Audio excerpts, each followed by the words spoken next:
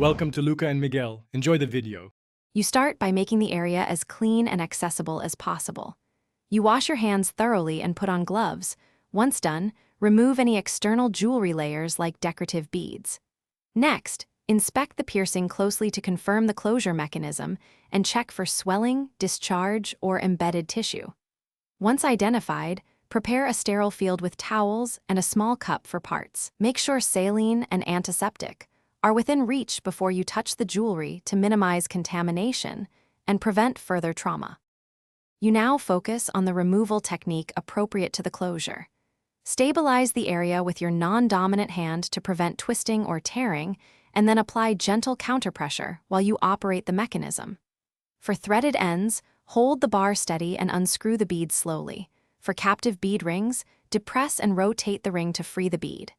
If you meet resistance, stop and soak the area in warm saline for 10 to 15 minutes to reduce swelling and allow safer manipulation without force.